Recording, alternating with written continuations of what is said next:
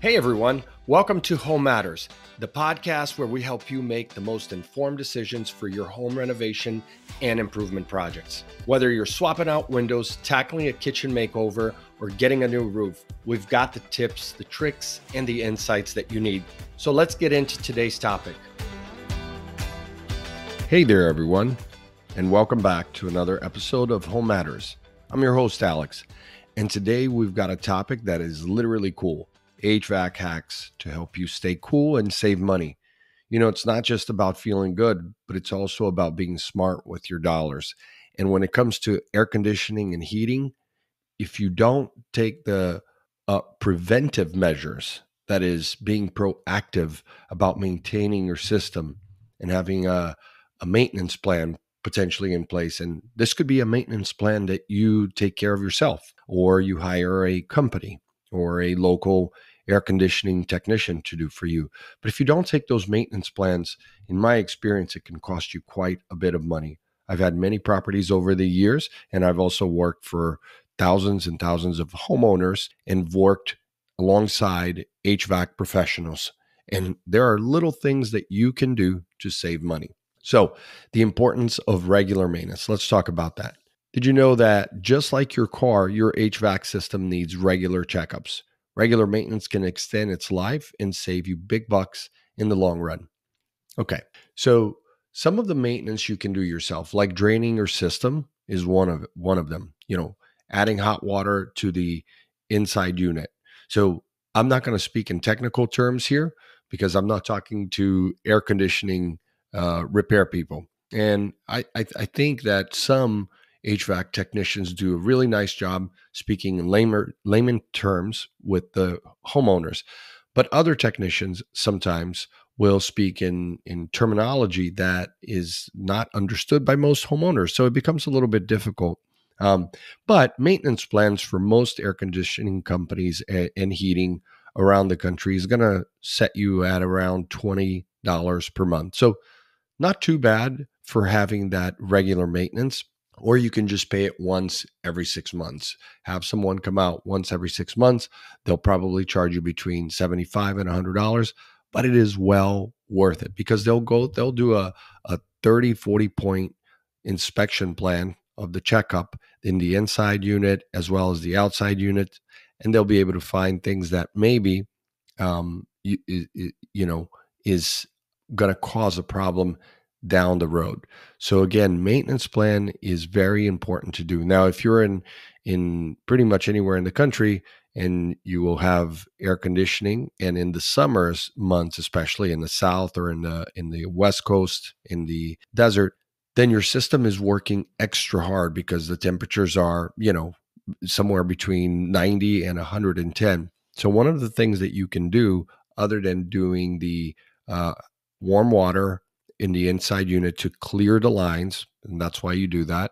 One of the things that you can do is take a little shop vac and go outside in the line that drains the water, right, from the air conditioning, and you pull the gooey stuff that gets stuck in there and that can clog your lines. So that's something that's like very simple to do. And also another thing that you can do to maintain is always have a capacitor, which is one of the parts in the outside of your air conditioning unit. Have a capacitor handy. A capacitor costs somewhere around $20. You can go to a website like Grainger or Amazon and buy the capacitor that is appropriate for your air conditioning unit. And that's going to save you because sometimes when you have power outages, the capacitor will blow out. And then there's other reasons it can blow out as well. But it's a simple thing to do. I mean, think of it just like changing a battery. Super simple. You've got a couple terminals where you change the wires, but it's really, really simple. Anyone can do it, and it's going to save you hundreds of dollars. A typical air conditioning company is going to charge you anywhere between $120 to $200 to come in and change out that capacitor that is sitting in your outside air conditioning unit. So you can save quite a bit of money and just have it handy if it ever happens, right? All right. Now, when it comes to choosing the right system, size does matter. How many tons do you need? What's the square footage of the house or the apartment? A system that is too small will struggle to cool your house, and one that's too large will have you paying more than you should. So, I've changed many air conditioners in my lifetime in different homes, and choosing the right size is absolutely um, really the key to getting the right amount of air, but also not draining your pockets. So, um, there's any of the air conditioning manufacturers' websites will give you a calculator to put in square footage and tell you the layout of the house, and then they'll be able to tell you exactly how many tons you need of a unit, right? And then of course when it comes to choosing air conditioning, people, I would say bring out anywhere between 5 to 6 contractors. That'll give you a good idea of what the cost is. I say 5 to 6 rather than the typical 2 to 3, because the prices can range dramatically. I mean, you can have 6 people come out and the price range for a typical, let's say, 3-ton unit in a 3-2 house where you just need one unit and you're changing out the inside and outside unit, right? The handler, and it could cost between $5 to $12,000, and you go, wow, how did it go from 5,000 on the low end to 12,000? And in some cases they're using the same manufacturer, the same brand, same parts, right?